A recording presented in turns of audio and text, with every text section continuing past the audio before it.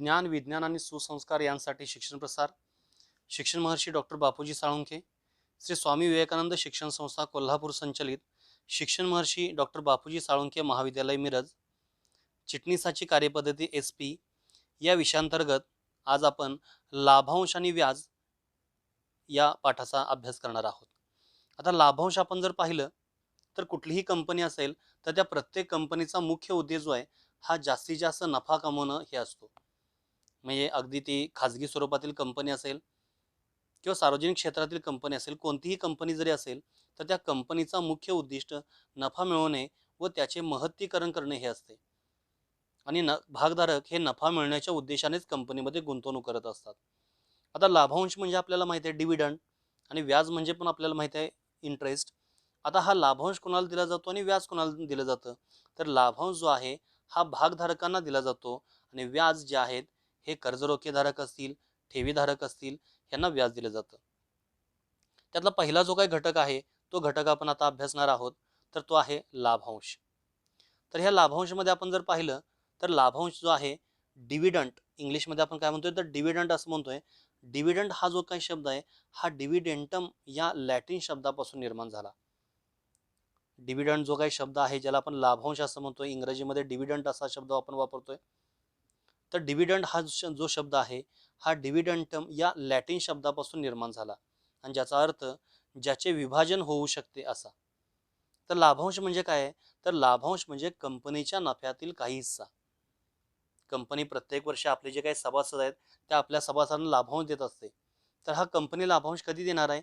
जर त्या कंपनीला जर नफा जर झाला असेल तर त्या नफ्यातला काही जो हिस्सा आहे तो आपल्या भागधारकांना दिला जाणार आहे. कंपनीच्या वितरण योग्य कंपनी जी आहे तर त्या कंपनीच्या वितरणयोग्य नफ्यातील असा हिस्सा जो घोषित केल्यानंतर मिळण्यास पात्र असतो, ज्याला आपण लाभांश असं म्हणू शकतोय. म्हणजे थोडक्यामध्ये पहिला घटक लक्षात घ्या की लाभांश हा जो काही शब्द आहे हा लॅटिन शब्दापासून निर्माण झालेला आहे. डिव्हिडंड इंग्लिशमध्ये आपण ज्याला म्हणतोय ते, आणि डिव्हिडंटम या लॅटिन शब्दाचा अर्थ काय आहे की ज्याचे विभाजन होऊ शकतो, तर असा. त्यानंतर आपल्याला पुढे पाहायचं आहे की लाभांशाची व्याख्या आपण पाहणार आहोत. त्यातली पहिली व्याख्या आहे chartered accountant of India, the institute of charter accountant of India यांनी केलेली व्याख्या. भागधारक कंपनीच्या नफ्यातून अथवा या उद्देशाने उपलब्ध असलेल्या राखीव निधीतून होणारे वितरण. म्हणजे पहिली जी काही व्याख्या केलेली आहे the institute of charter accountant of India यांची व्याख्या अशी आहे की भागधारक कंपनीच्या नफ्यातून अथवा या उद्देशाने उपलब्ध असलेल्या राखीव निधीतून होणारे वितरण, की ज्याला लाभांश असं म्हणायचं आहे. आणि जी दुसरी व्याख्या आहे ही दुसरी व्याख्या सांगितलेली आहे भारतीय सर्वोच्च न्यायालयानं. भारतीय सर्वोच्च न्यायालयानं लाभांश कशाला म्हणले? तर कार्यरत कंपनीचे भाग धारण करणाऱ्या व्यक्तीला कंपनीच्या नफ्यातील दिला जाणारा हिस्सा म्हणजे लाभांश. अगदी सोपी व्याख्या. दुसरी व्याख्या अगदी सोपी. काय सांगितले त्यांनी? कार्यरत कंपनीचे भाग धारण करणाऱ्या व्यक्तींना कंपनीच्या नफ्यातील दिला जाणारा हिस्सा, ज्याला आपण काय म्हणू शकतोय तर लाभांश असं म्हणू शकतोय. त्यामध्ये एकूण दोन व्याख्या आपण पाहिल्या. पहिली व्याख्या आहे the institute of charter accountant of India. म्हणजे थोडक्यामध्ये आपण लाभांश जो आहे हा लाभांश कशातून मिळणार आहे तर कंपनीच्या नफ्यातून मिळणार आहे. आणि हा कुणाला मिळणार आहे तर कंपनीचे भाग धारण करणाऱ्या व्यक्तीला हा लाभांश दिला जाणार आहे. त्यानंतर त्यापुढे आपल्याला पाहायचं आहे लाभांशाची वैशिष्ट्ये. अगदी एक एक ओळीमध्ये ही माहिती आहे, जास्त डीपली नाही. लाभांशाचे वैशिष्ट्य आपण जर पाहिलं तर लाभांश हा प्रत्येक भागधारकास वाटणीस येणारा नफ्यातील हिस्सा. समजा एखाद्या भागधारकानं एक भाग खरेदी केलाय तर एका भागाच्या प्रमाणात त्याला लाभांश मिळेल. एखाद्यानं 100 भाग खरेदी केलेत म्हणजे लाभांश जो आहे जितके आपण भाग खरेदी केलेत तर नफ्यातील वाटणीतील तेवढा हिस्सा जो आहे तो हिस्सा आपण लाभांश स्वरूपामध्ये आपण घेऊ शकतोय. म्हणजे तो आहे लाभांश, म्हणजे नफ्यातील हिस्सा असेल. दुसरा भाग आपण जर बघितलं, लाभांश हा कंपनीच्या नफ्यातूनच देय असतो. लाभांश जो आहे हा भांडवलातून द्यायचा नाही. तर लाभांश देताना कशातून द्यायचा आहे तर कंपनीला झालेला जो काही नफा आहे, प्रत्येक वर्षी कंपनीला जो काही नफा होत असतोय तर त्या नफ्यातूनच लाभांश दिला जाणार आहे. आणि लाभांश हा कंपनी विना अट वितरित करू शकते. म्हणजे ज्या ज्या लोकांनी त्या कंपनीतील भाग धारण केलेले आहेत, भागांची खरेदी केलेली आहे, भागामध्ये पैशाची गुंतवणूक केलेली आहे, तर अशा लोकांना, अशा भागधारकांना थोडक्यामध्ये कंपनीला विना अट हा लाभांश वितरित करावा लागतो. आणि हा लाभांश वितरित करताना कुणाला असेल तर फक्त भागधारकांनाच. आता भागधारकांचे दोन प्रकार आपण अगोदर देखील पाहिलेत. एक आहे समहक्क भाग आणि एक आहे अग्रहक्क भाग. तर हे जे काही लाभांश जो आहे हा दोघांनाही वितरित करावा लागतो, समहक्क भागधारकांना देखील आणि अग्रहक्क भागधारकांना देखील. आणि त्यामध्ये देखील लाभांश जो आहे तो अग्रक्रमानं कुणाला दिला जातो, तर सर्वप्रथम अग्रहक्क भागधारकांना दिला जातो. त्यानंतर त्यापुढे आपण बघत असताना भेददर्शक, त्या पुढचा पॉईंट आहे किंवा त्या पुढचं वैशिष्ट्य आहे भेददर्शक. कंपनीने लाभांशाच्या बाबतीत भेददर्शक मताधिकाराचे समहक्क भाग वाटप केले असतील तर लाभांश देण्यास अधिकार राहत नाही. म्हणजेच काय की आपण ह्यामध्ये भेददर्शक स्वरूपामध्ये मताधिकाराचे समहक्क भाग वाटप केले असतील तर लाभांश देण्याचा अधिकार जो आहे हा राहत नाही. आणि कुठल्याही पद्धतीने आपण जर जर पाहिलं तर लाभांश जो आहे हा भांडवलातून जाहीर करता येत नाही. जे काही भांडवल आहे त्या भांडवलातून लाभांश जो आहे हा लाभांश जाहीर करता येत नाही. संचालक मंडळाच्या शिफारसीनुसारच संचालक मंडळाची जी काही सभा असेल किंवा संचालक मंडळाची जी शिफारस आहे या संचालक मंडळाच्या शिफारशीनुसारच हा लाभांश जाहीर करावा लागतो. लाभांश हा संचालक मंडळाने शिफारस करून भागधारकाच्या वार्षिक सर्वसाधारण सभेमध्ये ठराव संमत करून जाहीर केला पाहिजे. म्हणजे संचालक मंडळ अगोदर काय करणार आहे, शिफारस करणार आहेत. संचालक मंडळ ठरवणार आहेत की यावर्षी आपल्याला नफा किती झालाय, त्यातून आपल्याला लाभांश किती द्यायचा आहे. तर ते ठरवल्यानंतर जी काही सभा असेल आणि त्या सभेतील ठरावानुसारच हा लाभांश जो आहे तो जाहीर करावा लागतो. म्हणजे लाभांश हा संचालक मंडळाने शिफारस करून भागधारकाच्या वार्षिक सर्वसाधारण सभेमध्ये ठराव संमत करून जाहीर केला पाहिजे. वार्षिक हिशेब वार्षिक सर्वसाधारण सभेमध्ये मंजूर झाल्यानंतर मागील कोणत्याही वर्षाचा लाभांश जाहीर केला जाऊ शकत नाही. म्हणजे लाभांश जाहीर करत असताना वार्षिक हिशेब असतील वार्षिक सर्वसाधारण सभेमध्ये मंजूर झाल्यानंतर मागील कोणत्याही वर्षाचा लाभांश जाहीर केला जाऊ शकत नाही. आणि भागधारकांना समजा एकदा जर लाभांश जर जाहीर केला किंवा एकदा जर लाभांश जर त्यांच्या जी काही वार्षिक सर्वसाधारण सभा असेल संचालक मंडळाची सभा असेल तर त्यामध्ये जर मंजूर जर केला तर मंजूर केलेला लाभांश सामान्यतः रद्द केला जाऊ शकत नाही. लाभांशामध्ये अंतरिम लाभांश समाविष्ट आहे. लाभांशामध्ये जे आहे तर अंतरिम लाभांश जे आहेत तर अंतरिम लाभांशाचा समावेश आहे. आता अंतरिम लाभांश म्हणजे काय, तर संचालक मंडळाने 2 वार्षिक सर्वसाधारण सभांच्या दरम्यान जाहीर केलेला लाभांश आपण काय म्हणतोय, अंतरिम लाभांश. म्हणजे लाभांशामध्ये अंतरिम लाभांशाचाही समावेश असू शकतो. म्हणजे संचालक मंडळ जे आहे त्या संचालक मंडळाने 2 वार्षिक सर्वसाधारण सभांच्या दरम्यान जाहीर केलेला जो लाभांश आहे त्याला आपण काय म्हणू शकतोय, अंतरिम लाभांश. आणि दुसरा भाग आपण जर पाहिला तर लाभांश जो आहे हा रोख स्वरूपात द्यायचा आहे, तो कुठल्याही वस्तूच्या स्वरूपात द्यायचा नाही. लाभांश जे आहे ते लाभांश रोख स्वरूपात द्यायचा आहे. ऑनलाईन ट्रान्झॅक्शन देखील होऊ शकते, ऑनलाईन पैसे तुम्ही लाभांश देऊ शकताय, पण कुठल्याही पद्धतीनं वस्तूच्या रूपामध्ये हा लाभांश देय असणार नाही किंवा दिला जाणार नाही. आणि लाभांश देत असताना भागाच्या पूर्ण देय मूल्यावरच दिला जाणार आहे. जे भागाचं पूर्ण मूल्य आहे, पूर्ण देय मूल्य, ह्या पूर्ण देय मूल्यावरच लाभांश दिला जाणार आहे. आगाऊ भरलेल्या मागणी हप्त्यावर लाभांश दिला जाणार नाही. मग अशा प्रकारे आपण जर पाहिलं तर अगदी एक एक वाक्याचे हे वैशिष्ट्य आहेत. तर त्यामध्ये सगळ्यात महत्त्वाचं आपण जर पाहिलं तर लाभांश आपण देत असताना कशातून देणार आहे, तर नफ्यातून देणार आहे. कुठल्याही पद्धतीनं जे काही भांडवलातून हा लाभांश आपण जाहीर करत नाही. कंपनीला जो काही नफा असेल तर नफ्यातून तो देय असेल लाभांश. आणि हा लाभांश जो आहे तो आपले जे भागधारक असतील त्यांना विनाअट देणं आवश्यक आहे. आणि तो फक्त भागधारकांनाच देणं आवश्यक आहे. ते समहक्क भागधारक असतील, ते अग्रहक्क भागधारक असतील तर त्यांना लाभांश देणं आवश्यक आहे. तर काही वेळा काही सिच्युएशनमध्ये भेददर्शक मताधिकाराचे समहक्क भाग वाटप केले असतील तर लाभांश देण्याचा अधिकार राहत नाही. आणि आपण अगोदर देखील सांगितलं की लाभांश जो आहे हा रोख स्वरूपात द्यायचा आहे. लाभांश हा कुठल्याही पद्धतीनं वस्तूच्या स्वरूपात द्यायचा नाही. आणि लाभांश एकदा जर जाहीर केला तर कुठल्याही परिस्थितीमध्ये सामान्यतः तो रद्द करता येत नाही. आता लाभांश ठरवणार कोण आहे ते देण्याचं, तर जी संचालक मंडळाची जी काही सभा असेल किंवा संचालक मंडळाची शिफारस झाल्यानंतर जी वार्षिक सर्वसाधारण सभा असेल तर त्या वार्षिक सर्वसाधारण सभेमध्ये ठराव संमत करून हा लाभांश देणं आवश्यक आहे. तर अशा प्रकारे आपण ही लाभांशाची वैशिष्ट्य जे आहेत ते वैशिष्ट्य पाहिलेत. आता त्यानंतर आपल्याला पाहायचं आहे लाभांशासंबंधी कायदेशीर तरतुदी. लाभांश द्यायचा आहे, लाभांश देणं कंपनीवर बंधनकारक देखील आहे. भागधारकांनी पैशाची गुंतवणूक केलेली असणार आहे. तर ह्या संदर्भामध्ये ज्या कायदेशीर तरतुदी आहेत की ज्या कलम 123 मध्ये दिलेले आहेत, तर त्या आपल्याला पाहायच्या आहेत. तर लाभांशाच्या बाबतीमध्ये लाभांशाच्या स्त्रोताबाबत कायदेशीर तरतुदी, तर त्यामध्ये असं सांगितलं की कंपनी आर्थिक वर्षासाठी लाभांश जाहीर करू शकते. कंपनी पुढील पैकी कोणत्याही आर्थिक वर्षासाठी लाभांश जाहीर आणि वाटप देखील करू शकते. आणि दुसरा आहे भांडवली नफ्यातून लाभांश देऊ शकते. मात्र भांडवली नफ्यातून लाभांश देऊ शकते, भांडवलातून लाभांश देऊ शकत नाही. तसेच कंपनीच्या मुक्त राखीव निधीतून देखील लाभांश देऊ शकते. आता मुक्त राखीव निधी म्हणजे काय, तर कंपनीच्या नवीनतम लेखा परीक्षित ताळेबंदानुसार नफा वितरणासाठी राखीव ठेवलेला निधी. तर त्यातला पहिला आपण पाहू पॉईंट. तर त्यामध्ये पहिल्यांदा सांगितलेलं आहे की कंपनी पुढीलपैकी कोणत्याही आर्थिक वर्षासाठी लाभांश जाहीर आणि वाटप करू शकते. तर त्यामध्ये पहिला आहे चालू नफ्यातून कंपनीचा नफा, जो आपला चालू नफा आहे, तर त्या चालू जे काही प्रॉफिट आहे त्या प्रॉफिटमधून कंपनीचा नफा म्हणजे घसारा तरतूद व राखीव निधीच रक्कम हस्तांतरित केल्यानंतरची शिल्लक. मग त्यामध्ये पहिल्यांदा काय सांगितलं की घसारा तरतूद व राखीव निधी, आपल्याला एकूण जो काय नफा झालाय तर त्या एकूण नफ्यामधला घसाऱ्याची जी काही रक्कम आहे आणि राखीव निधी जी काही लागणारी रक्कम आहे, ही रक्कम सोडून राहिलेली जी काही शिल्लक आहे त्यावर लाभांश तुम्ही वाटप करू शकताय.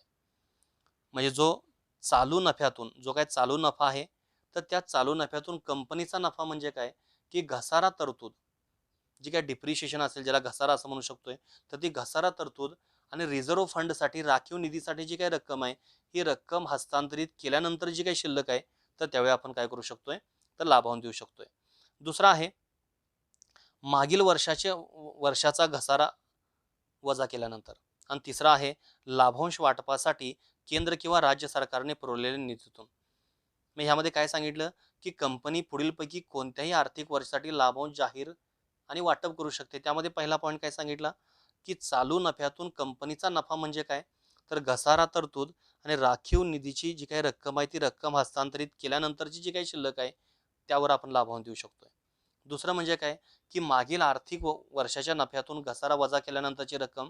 आणि तिसरं म्हणजे काय की लाभांश वाटपासाठी केंद्र किंवा राज्य सरकारने पुरवलेल्या निधीतून लाभांश जे ते लाभांश आपण देऊ शकतोय. हा पहिला घटक आपण झाला की कंपनी कोणत्याही पुढीलपैकी कोणत्याही आर्थिक वर्षासाठी लाभांश जाहीर आणि वाटप करू शकते. दुसरा आहे भांडवली नफ्यातून. आता भांडवली नफ्यातून जो काही लाभांश आहे तो लाभांश देता येतो, त्याच्या काही अटी दिलेत. तर त्यामध्ये एकूण 3 अट आहेत. त्यामध्ये पहिला आहे भांडवली नफा रोखीने मिळतो. भांडवली जो काही नफा आहे, आता भांडवली नफा म्हणजे काय, तर भांडवली नफा हा कंपनीची स्थिर मालमत्ता असून ती मूळ किमतीपेक्षा चढ्या दराने विकून किंवा वाढाव घेऊन विकल्याने मिळालेला नफा होय. भांडवली नफा म्हणजे काय असेल थोडक्यामध्ये, तर भांडवली नफा हा कंपनीची स्थिर मालमत्ता ही मूळ किमतीपेक्षा चढ्या दराने विकून किंवा वाढाव घेऊन विकल्याने मिळालेला नफा. आता स्थिर मालमत्ता म्हणजे काय असेल, त्यामध्ये मशिनरी असेल, यंत्रसामग्री असेल. आता ह्या ज्या स्थिर मालमत्ता आहे, फिक्स्ड असेट्स आपण त्याला म्हणू शकतोय, तर ह्या फिक्स्ड असेट जी काय मूळ किंमत आहे, ह्या मूळ किमतीपेक्षा जास्त दराने आपण ती जी असेट आहे ते असेट विकली आणि त्यातून आपल्याला नफा मिळाला आणि त्या नफ्यातून आपण काय करू शकतोय, तर लाभांश देऊ शकतोय. त्यातलं पहिलं सांगितलंय की भांडवली नफा रोखीने मिळतो. दुसरा आहे अशा वाटपाची अनुमती नियमावलीने दिली पाहिजे. जी कंपनीची नियमावली असेल तर त्या नियमावलीमध्ये अशी जी काही अट जी आहे ती अट घालणं आवश्यक आहे किंवा अशी अनुमती जी आहे ती अनुमती देणं आवश्यक आहे. आणि सर्व मालमत्ता आणि दायित्वाचे पुनर्मूल्यांकन केल्यावर जो नफा राहील तर त्यानंतर तुम्ही काय करू शकताय, लाभांश देऊ शकताय.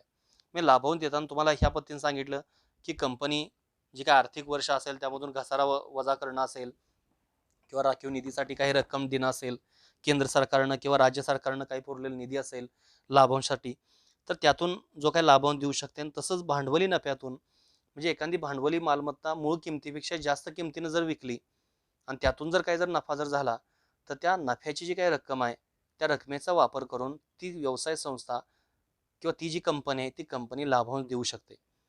पण हा लाभांश जो आहे हा रोखीने मिळणं आवश्यक आहे. म्हणजे भांडवली नफा हा रोखीने मिळतो. अशा वाटपाची अनुमती नियमावलीने दिली पाहिजे आणि सर्व मालमत्ता आणि दायित्वाचे पुनर्मूल्यांकन केल्यावर जो नफा राहील आणि त्यातून ते लाभांश देऊ शकतात. त्यानंतर तिसरा जो काही घटक आहे, हा तिसरा घटक आहे भांडवलातून लाभांश देता येत नाही. भांडवली नफ्यातून लाभांश देता येऊ शकतोय, पण भांडवलातून लाभांश देता येत नाही. आणि चौथा आहे कंपनीच्या मुक्त राखीव निधीतून लाभांश देता येतो. कंपनी जी मुक्त राखीव निधी आहे, आता मुक्त राखीव निधी म्हणजे काय, तर कंपनीच्या नवीनतम लेखापरीक्षित ताळेबंदानुसार नफा वितरणासाठी राखीव ठेवलेला निधी, ज्याला आपण काय म्हणू शकतोय, मुक्त राखीव निधी. कंपनीच्या नवीनतम लेखापरीक्षित ताळेबंदानुसार नफा वितरणासाठी राखीव ठेवलेला निधी म्हणजे मुक्त राखीव निधी. तर अशा प्रकारे आपण लाभांशासंबंधी कायदेशीर तरतुदी, त्यातला पहिला घटक आपण पाहिला की स्त्रोताबाबत, लाभांश जे काही स्त्रोत आहेत म्हणजे लाभांशात आपल्याला वाटप करायचं आहे, तर हे वाटप करत असताना कोणत्या 4 प्रकारे आपण हे वाटप करू शकतोय, म्हणजे कोणते स्त्रोत आहेत यासाठी. नफ्यातला कोणता भाग वगळल्यानंतर आपण लाभांश द्यायचा आहे, राज्य शासनाने पैसे दिले असतील, केंद्र शासनाने पैसे दिले असतील, किंवा एखादी भांडवली वस्तू आपण भांडवली जी काही संपत्ती ती संपत्ती आपण विकली असेल, त्यातून पैसे काही नफा झाला असेल, त्यातून आपण लाभांश देऊ शकतोय, किंवा कंपनीच्या मुक्त राखीव निधीतून लाभांश देऊ शकतोय. हे झालं लाभांशाच्या स्त्रोताबाबत कायदेशीर तरतुदी. आता आपल्याला बघायचं आहे लाभांश घोषणेसंबंधी कायदेशीर तरतुदी. लाभांशाची घोषणा. आता आपण सुरुवातीला काय बघितलं की लाभांशाचं वाटप जर करायचं असेल तर वाटप करण्यासाठी कोणकोणते स्त्रोत आहेत. आता आपल्याला बघायचं आहे लाभांश घोषणेसंबंधी कायदेशीर तरतुदी. आता लाभांश घोषणेसंबंधी कायदेशीर तरतुदी जर बघितली तर त्यामध्ये एकूण 4 तरतुदी आहेत. एक आहे संचालक मंडळाची सभा, त्यानंतर आहे भागधारकाची मंजुरी, स्वतंत्र बँक खात्याने लाभांश वाटपास मनाई. त्यातलं पहिलं आहे संचालक मंडळाची सभा, घोषणा करायची, लाभांशाची घोषणा करायची. तर त्याच्या काय तरतुदी आहेत, तर संचालक मंडळाची शिफारस असल्यासच लाभांश घोषित करता येतो, तसेच खालील बाबतीत ठराव संमत करण्यात येतो. जर संचालक मंडळ जे आहे त्या संचालक मंडळाची जी काही शिफारस आहे त्या संचालक मंडळाच्या शिफारशीशिवाय कोणत्याही पद्धतीनं लाभांश जो आहे तो आपण घोषित करू शकत नाही. मी शिफारस असणं आवश्यक आहे, आणि जर शिफारस जर करायची असेल तर सभेमध्ये काही ठराव संमत करावे लागतात. आता तो ठराव म्हणजे काय असेल, एक लाभांशाचा दर किती ठरवायचा आहे, आणि लाभांश म्हणून किती रक्कम आपल्याला घ्यायची, एकूण जो काय आपला नफा झाला आहे तर नफ्यातली किती रक्कम आपण लाभांशासाठी घेणार आहे, आणि किती टक्के दराने लाभांश आहे तो आपण आपल्या भागधारकांना देणार आहे. दुसरं म्हणजे काय की लाभांशासाठी नोंदवही बंदची बुक क्लोजर तारीख. तिसरा आहे वार्षिक सर्वसाधारण सभेची दिनांक.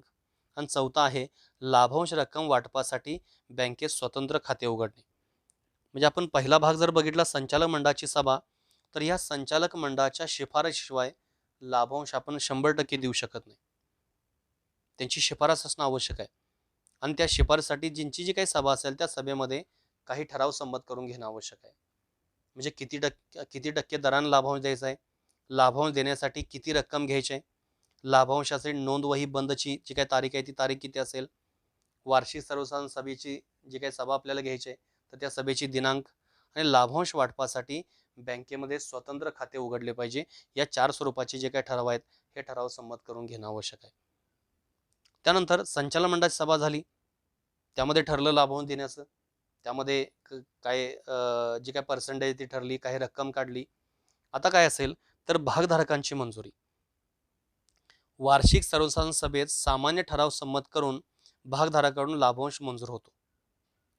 म्हणजे अगोदर हे जे ठरवण्याचं जे काही काम आहे ते कोण करणार आहे, तर अगोदर हे जे काम आहे हे काम करणार आहे संचालक मंडळ, आणि संचालक मंडळाच्या शिफारशीनुसार वार्षिक सर्वसाधारण सभेत सामान्य ठराव संमत करून भागधारकाकडून लाभांश मंजूर होतो. भागधारक संचालक मंडळाने शिफारस केलेल्या लाभांश दरापेक्षा कमी लाभांश दर जाहीर करू शकतात, परंतु त्यापेक्षा जास्त लाभांश दर जाहीर करता येत नाही. जे काही भागधारक आहेत हे भागधारक काय करू शकतात, आता भागधारकांची संमती घ्यायची. भागधारकांच्याकडे पर्याय आहेत. जे काय संचालक मंडळ जे आहे त्या संचालक मंडळाने शिफारस केलेला जो काय लाभांशाचा जो दर आहे ह्या दरापेक्षा कमी लाभांश दर जाहीर करू शकतात. 10% लाभांश जर असेल तर तो 9% करू शकतात, पण 10% जो काय लाभांश दर आहे तो त्यापेक्षा जास्त करू शकत नाही. वार्षिक सर्वसाधारण सभेत लाभांश जाहीर झाल्यानंतर कंपनीला त्या वर्षी दुसऱ्यांदा लाभांश जाहीर करण्यासाठी परवानगी नाही. जी काय वार्षिक सर्वसाधारण सभा असेल त्या वार्षिक सर्वसाधारण सभेत लाभांश जाहीर झाल्यानंतर कंपनीला त्याच वर्षी दुसऱ्यांदा लाभांश जाहीर करण्यासाठी परवानगी नाही. म्हणजे भागधारकांची मंजुरी आपण बघत असताना पहिली मंजुरी काय असेल की वार्षिक सर्वसाधारण सभेमध्ये सामान्य ठराव संमत करायचा आणि लाभांशास मंजुरी घ्यायची. संचालक मंडळानं जो काही लाभांशाचा दर ठरवलाय त्या दरापेक्षा कमी दरानं लाभांश ते जाहीर करू शकतात, घेऊ शकतात परवानगी, पण त्यापेक्षा जास्त लाभांश दर जे आहेत हे देऊ शकत नाहीत. तिसरा पण भाग आपण जर पाहिला तर वार्षिक सर्वसाधारण सभेत लाभांश जाहीर झाल्यानंतर कंपनीला त्याच वर्षी दुसऱ्यांदा लाभांश जाहीर करण्यासाठी परवानगी नाही. दोन घटक आपण पाहिले, एक पाहिलं संचालक मंडळाची सभा, दुसरं पाहिलं भागधारकांची मंजुरी. आता तिसरं आहे स्वतंत्र बँक खाते. वरती देखील आपण दिलेलं आहे की संचालक मंडळामध्ये एक जो ठराव असतो त्या ठरावामधला चौथा ठराव आहे लाभांश रक्कम वाटपासाठी बँकेत स्वतंत्र खाते उघडले पाहिजे. तर तो तिसरा घटक आहे स्वतंत्र बँक खाते. कंपनीला लाभांश घोषणेपासून 5 दिवसात लाभांश वाटपाच्या उद्देशाने उघडलेल्या स्वतंत्र खात्यात निधी जमा करणे आवश्यक आहे. कंपनीने ठरवलेलं आहे आता की लाभांश जे आहे ते लाभांश जाहीर करायचं आहे, लाभांशाची घोषणा केलेली आहे. तर लाभांशाच्या घोषणेपासून 5 दिवसात लाभांश वाटपाच्या उद्देशाने उघडलेल्या स्वतंत्र खात्यात निधी जमा करणे आवश्यक असते. आता सूचीबद्ध कंपनी म्हणजे काय? तर सूचीबद्ध कंपनी म्हणजे ज्या कंपनीचे भाग बाजारामध्ये नोंदणी केलेली असते अशा कंपनीने नोंदणी करारानुसार काही जादा बाबींची पूर्तता करणे आवश्यक आहे. त्यांना आपण सूचीबद्ध कंपनी असं म्हणतोय. सूचीबद्ध म्हणजे काय की ज्या कंपनीचे भाग बाजारामध्ये नोंदणी केलेली आहे तर त्यांना आपण म्हणतोय सूचीबद्ध कंपनी. आता नोंदणी जर अशा कंपनीने नोंदणी करारानुसार काही जादा बाबींची पूर्तता करणं आवश्यक आहे. आता ह्या जादा बाबी म्हणजे काय? तर कंपनीच्या संचालक मंडळाच्या बैठकीच्या ज्यामध्ये लाभांश शिफारस विचारात घेतली जाणार आहे तर त्या तारखेच्या किमान 2 दिवस अगोदर कंपनीचे भाग नोंदणीकृत असलेल्या बाजाराला सूचित करावे.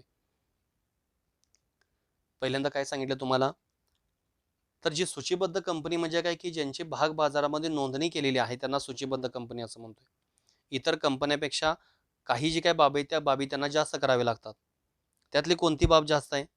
तर एक म्हणजे काय की कंपनीच्या संचालक मंडळाच्या बैठकीत, आता कंपनी संचालक मंडळाची कोणती बैठक की ज्या बैठकीमध्ये लाभांशाची शिफारस विचारात घेतली जाणार आहे अशी जी काही बैठक आहे त्या तारखेच्या किमान 2 दिवस अगोदर कंपनीचे भाग नोंदणीकृत असलेल्या भाग बाजारात सूचित करावे.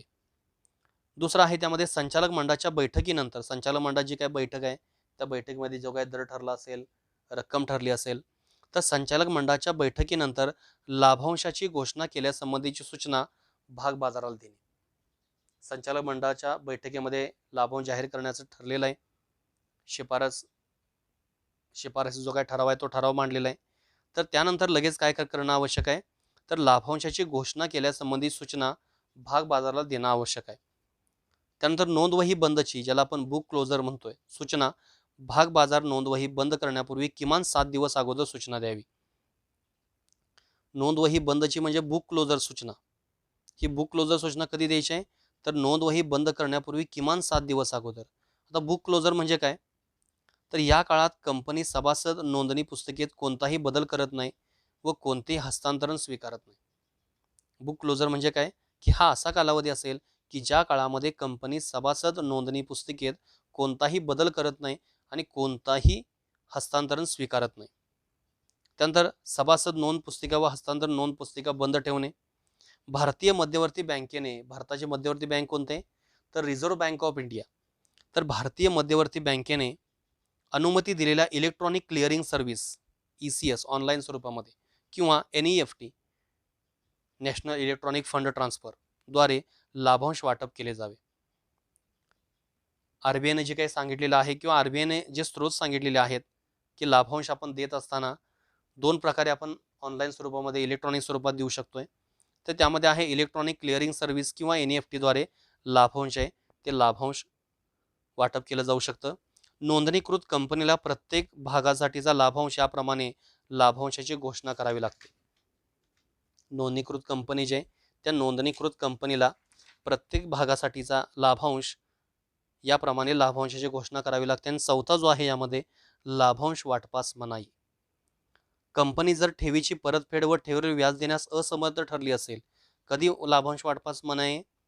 जर कंपनीकडे ज्या ज्या लोकांनी ठेव ठेवला, तर ठेवीचा विचार आपण जर केला तर 6 महिन्यापासून ते 36 महिन्यापर्यंत ठेवली जाऊ शकते. ज्या ज्या लोकांनी त्या संस्थेमध्ये ठेव ठेवलेली आहे, जर ती ठेवीची परतफेड किंवा ठेवीवरील व्याज देण्यास जर कंपनी असमर्थ ठरली असेल, तर समहक्क भागासाठी लाभांशाची घोषणा करू शकत नाही. जर कंपनी ठेवीची परतफेड व ठेवीवरील व्याज देण्यास असमर्थ ठरली असेल, तर समहक्क भागासाठी लाभांशाची घोषणा करू शकत नाही. आता पुढील परिस्थितीमध्ये लाभांश वाटप करू शकत नाही. कंपनीने कर्जरोख्यावर व्याज दिले नसेल किंवा परतफेड केली नसेल, किंवा परतफेडीसाठी राखीव निधीची तरतूद केली नसेल, किंवा अग्रहक्क भागधारकांना लाभांशाचे वाटप केले नसेल, किंवा आर्थिक संस्थांना व्याज दिले नसेल. म्हणजे अनेक परिस्थिती यामध्ये सांगितली आहेत की लाभांश वाटपास मनाई कधी. तर एक त्यामध्ये काय सांगितलं, जर ठेवीची परतफेड व ठेवीवरील व्याज देण्यास जर कंपनी असमर्थ असेल, तर समहक्क भागासाठी लाभांशाची घोषणा करू शकत नाही. अग्रहक्क भागासाठी देऊ शकतं, पण समहक्क भागासाठी लाभांशाची घोषणा करू शकत नाही. दुसरा भाग जर पाहिला तर पुढे अनेक परिस्थिती दिली, तर त्यामध्ये एक सांगितलं की कर्जरोख्यावरील व्याज दिलं नसेल, किंवा कर्जरोख्याची मुदत संपल्या त्याची परतफेड केली नसेल, किंवा परतफेड करण्यासाठी राखीव निधीची तरतूद केली नसेल, किंवा अग्रहक्क भागधारकांना लाभांशाचं वाटप केलं नसेल, किंवा आर्थिक संस्थांना व्याज जर दिलं नसेल, तर लाभांश वाटपास कंपनीला मनाई असेल. मी ज्या ज्या लोकांनी आपल्या संस्थेमध्ये पैसे ठेवले, ते ठेवीधारक असतील, ते कर्जरोखेधारक असतील, तर त्यांचं व्याज आपण दिलं नाही, किंवा त्यांची कर्जरोख्याची परतफेड असेल, ठेवीची परतफेड आपण करू शकलो नाही, किंवा तसं असमर्थ आपण जर असेल, परतफेड करण्यासाठी राखीव निधीची तरतूद केली नसेल, किंवा अग्रहक्क जे भागधारक आहेत त्या अग्रहक्क भागधारकांना लाभांशाचं वाटप जर केलं नसेल, किंवा आर्थिक ज्या काही संस्था आहेत तर त्या आर्थिक संस्थांना व्याज जर दिलं नसेल, तर आपण काय करू शकतोय, तर आपल्याला लाभांश वाटपास मनाई असणार आहे. तर अशा प्रकारे आपण काय पाहिलं, तर ह्यामध्ये आपण पाहत असताना तर लाभांश घोषणेसंबंधीच्या कायदेशीर तरतुदी पाहिल्या. म्हणजे कायदेशीर तरतुदीमध्ये संचालक मंडळाची सभा असेल, संचालक मंडळाच्या सभेमध्ये अगोदर संचालक मंडळाने शिफारस केल्याशिवाय लाभांश डिक्लेअर केला जाऊ शकत नाही. भागधारकांची त्या वार्षिक सर्वसाधारण सभेमध्ये मंजुरी असेल, ते करण्यासाठी स्वतंत्र बँकेमध्ये खातं उघडणं आवश्यक आहे. आणि लाभांश वाटपास मनाई कोणत्या परिस्थितीमध्ये ते आपण पाहिलेलं आहे.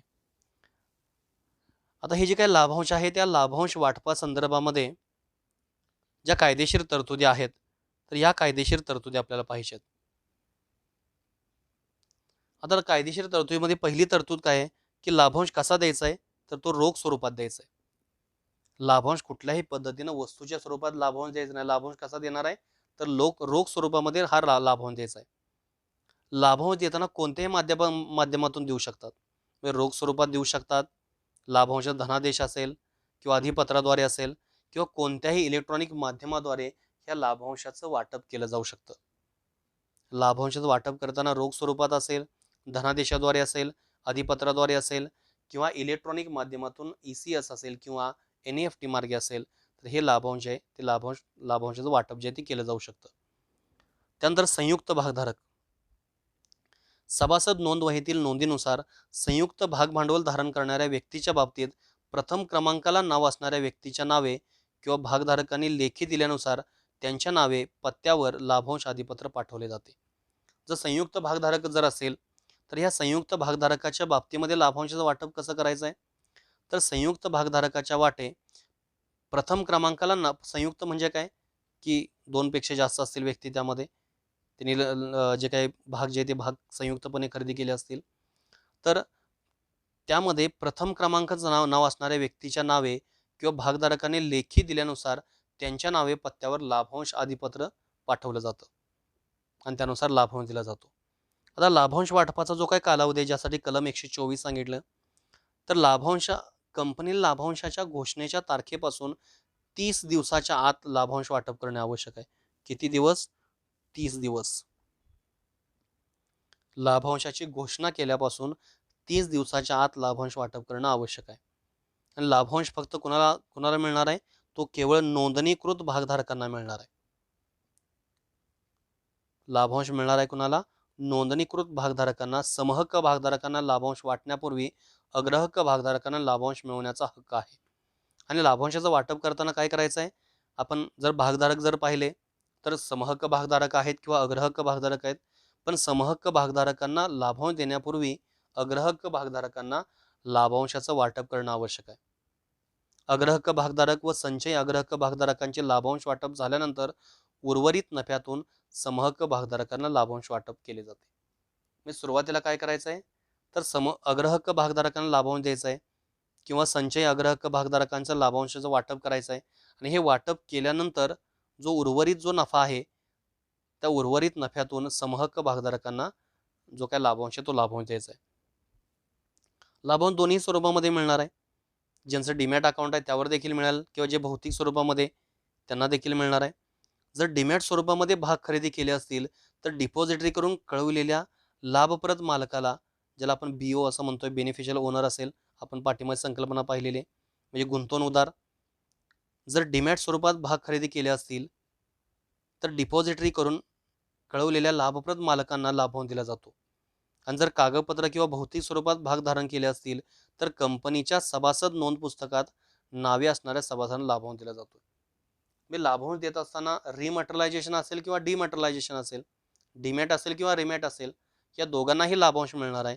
पण लाभांश मिळत असताना जे BO आहेत, ज्याला आपण बेनिफिशियल ओनर असं म्हणतोय डीमॅटच्या बाबतीमध्ये, तर त्यांना लाभांश दिला जातोय. किंवा कागदपत्रांनी भौतिक स्वरूपामध्ये भाग धारण केले असतील तर कंपनीच्या सभासद नोंद पुस्तकामध्ये नावे असणाऱ्यांना लाभांश दिला जाणार आहे. त्यापुढे आहे कर्तव्यामध्ये चूक. कर्तव्यात चूक. आता जो काय लाभांश द्यायचा आहे सांगितलं की घोषणेपासून तुम्ही 30 दिवसामध्ये लाभांश द्यायला पाहिजे. लाभांश हा रोख स्वरूपात द्यायला पाहिजे. लाभांश तुम्ही कुठल्याही इलेक्ट्रॉनिक माध्यमाचा अवलंब करून हा लाभांश तुम्ही देऊ शकताय. पण ह्या कर्तव्यात जर चूक जर झाली किंवा लाभांशाचं वाटप जर केलं नाही तर काय होऊ शकतं, तर त्या प्रत्येक संचालक हे शिक्षेस पात्र असतील.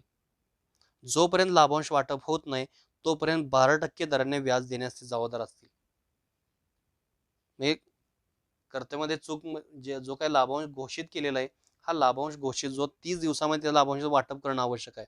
आणि ते जर केलं नाही तर जे संचालक मंडळ असेल तर ते संचालक मंडळ किंवा प्रत्येक संचालक जो आहे हा शिक्षेस पात्र असेल. आणि जोपर्यंत लाभांश वाटप होत नाही तोपर्यंत 12% दराने व्याज देण्यास जबाबदार असेल. जर कंपनी या कलमाच्या कोणत्याही आवश्यकतेचे पालन करण्यास अयशस्वी ठरली तर कंपनी व संचालक दंड भरण्यास जबाबदार राहतील. जे वरती सगळ्या गोष्टी सांगितलेत लाभांश वाटपाच्या संदर्भामध्ये, तर ह्यापैकी कोणत्याही आवश्यकतेचे पालन करण्यास जर कंपनी अयशस्वी ठरली असेल तर कंपनी आणि संचालक या दोघांनाही दंड भरावा लागतो किंवा दंड भरण्याचे जबाबदार असतात. तर अशा प्रकारे लाभांश घोषणेसंदर्भामध्ये ह्या ठिकाणी आपण बघत असताना ह्या अगोदर लाभांश घोषणेसंदर्भात बघितलं. आता हा जो काही भाग आहे तर लाभांश वाटपा संदर्भामध्ये आहे. लाभांश जो आहे हा लाभांश वाटपा संदर्भामध्ये कायदेशीर तरतुदी आहेत. लाभांश वाटपा संदर्भामध्ये मी लाभांशाचं वाटप करत असताना ते कसं करायचं आहे तर ते आपण पाहिलं. लाभांश वाटपा संदर्भामध्ये कायदेशीर तरतुदी. त्यानंतर वाटप न केलेले किंवा मागणी न केलेले लाभांश. वाटप न केलेले किंवा मागणी न केलेले जे काही लाभांश आहेत ते लाभांश आपल्याला पाहिजेत. आता वाटप न केलेले आणि मागणी न केलेले लाभांश आहेत ते लाभांश आपण पुढचा जो काही तास आहे तो पुढच्या तासाला आपण पाहूया. ओके, धन्यवाद.